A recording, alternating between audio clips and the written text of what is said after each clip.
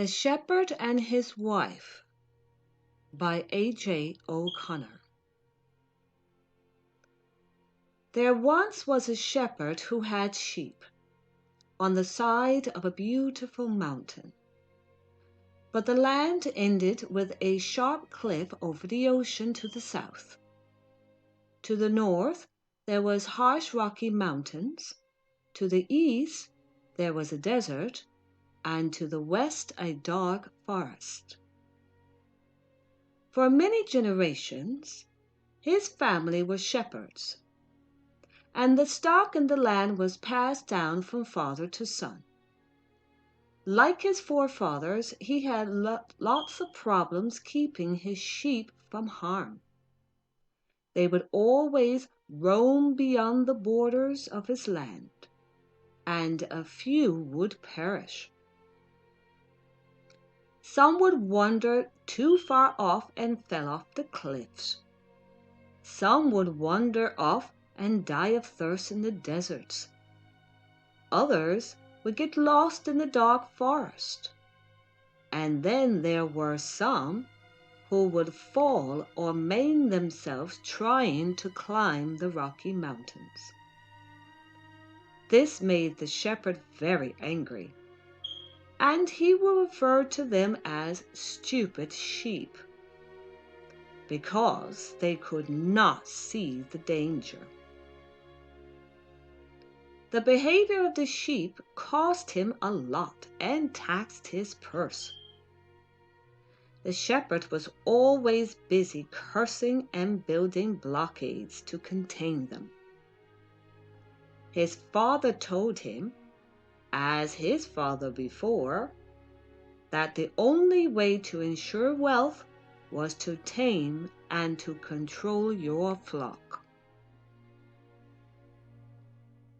The first shepherd built a fence of earth. The second shepherd put up a fence of wood beyond the earthen one. The third shepherd builds beyond that with a fence of barbed wire.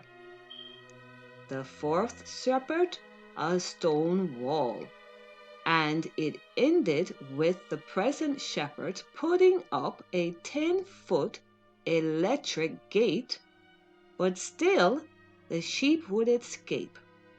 Many would perish either in the process or when they got beyond its boundaries. During the years, the shepherd's wives, like all others that came before her, watched her husband with great determination to keep his sheep within the boundaries he put down. Any attempts of suggestion for her fell on deaf ears. Along with his many walls and fences, he tried many other things. He tried segregating the males from the females, but that didn't work or prove to be helpful in the long run. Then he segregated them into groups. The white sheep to the left, the black sheep to the right, and some he colored, painting them yellow, blue, and red, depending on their value to him.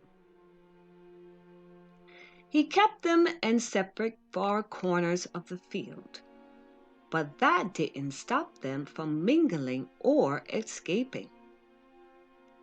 He tried tagging and chaining them to wooden posts. He got vicious guard dogs to keep watch on them, but that proved to cause more death, and the stress of their presence hindered procreation. No babies, no profits.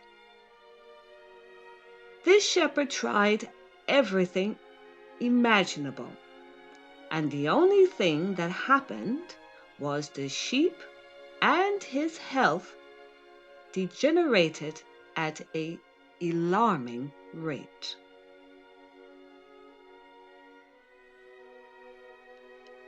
The day came despite all of his protests, where he had to retire. He simply could not go on the way he had anymore. His stock was low, the stress of it made him sick, so he decided to tell his wife that he was selling out. His wife knew he loved the land and his sheep, and so did she. So she said to him, "My dear, I know you're despondent and unwell, and in need of care, which I will attend to, but let me shepherd the sheep for once." He thought, what a ridiculous idea! A woman shepherd? Who have ever heard of such a thing? It simply was not done. And he was a proud man. She never attended sheep before, or perhaps many, many years ago. To him, it just didn't feel right. He feared that all the sheep would be lost and there would be no livestock to sell. But he was weak and unable to stand as strongly or as sternly as he used to. So he conceded to the fact that he loved and trusted her. At long length he surrendered to let her try in a last brave attempt to save his family's legacy. With a weary body and a heavy heart, he took to bed, and she went to work. As he laid in his bed, he could hear the beautiful sound of men hard at work. Men, he thought, his wife had conscripted to help mend the fences. There was the sound of digging, and he thought with pride of the great shepherd who was the first to claim the land and tame the sheep. Then he heard the rhythm of the sawing of wood, and he recalled the tales of the great shepherd's son. He joyfully smiled with the clanging sound of stones, and rolled over to a peaceful sleep from the scraping noise of barbed wire being pulled across the ground. He slept. For the first time in his life, he slept with a peace, knowing that someone was attentively watching over his flock. After his wife took care of the fences, she hosed down the sheep, for she thought they needed a good cleansing. She washed away all the paint, dust, and dirt that had collected in their wool. Then she painted sweet flowers and herbs for the sheep to eat across the fields. She patted them, she kissed them, and gave them all a name which she knew by heart.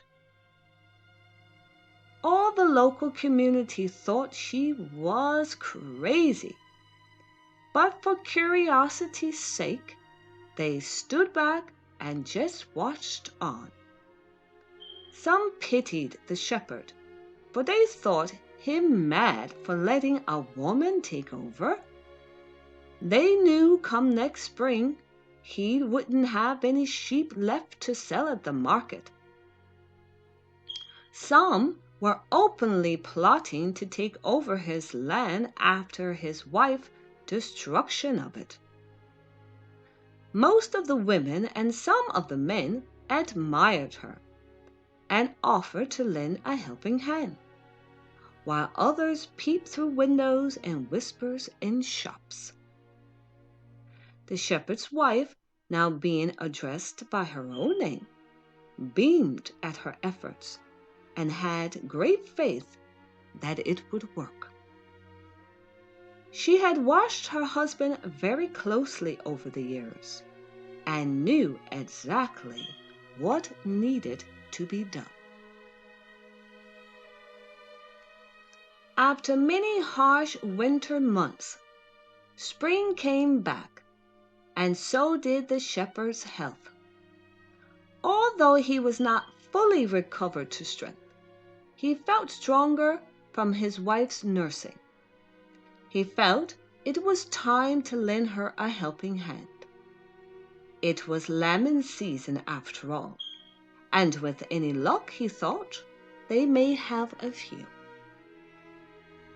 One morning he greeted her at breakfast and informed her that he felt fine and fit again, ready to get back to work, mending fences and all sorts of things.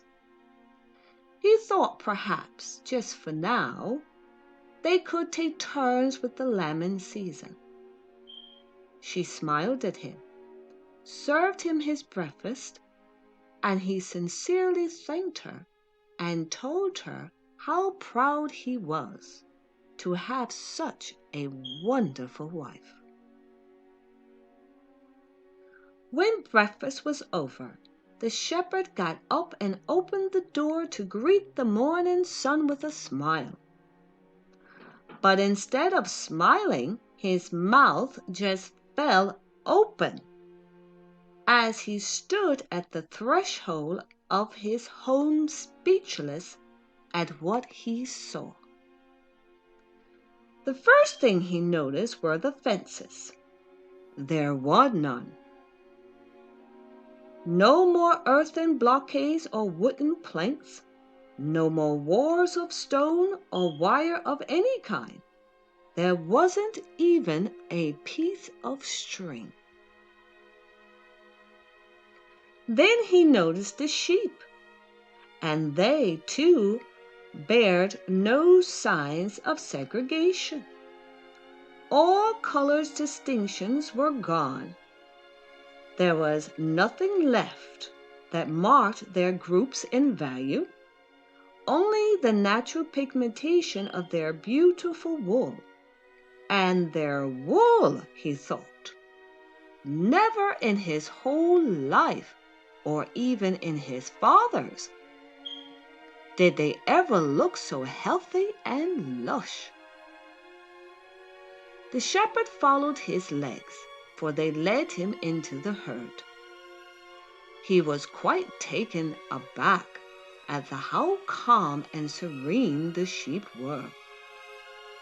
The females fed and rested next to the males, and they all seemed so happy. He then felt something tugging at his leg. He looked down and saw a lamb. Never had a lamb behaved in such a way to him, he thought. Then he remembered why he got up that day. As he glanced around, to his amazement, he saw lots of lambs, 2 and even 3 to a sheep. And they all were gathered in the fields. Not one, he observed, was trying to escape. They all were content to stay where they were. With a loud, joyful roar that sounded more like a trumpet, he ran back to the house and tossed his wife up into the air and gave her a big, loving kiss. He told her that he had never witnessed such a thing, and if she had told him of her plans, he would have never consented. But he was so thrilled and grateful to her for it. For the first time, he realized his best and truest treasure was his wife, with all her wisdom and caring ways. Not only did she restore his health, but the health of the land.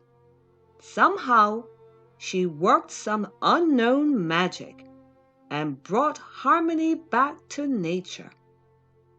He could see prosperity ahead and the nights of peaceful sleep.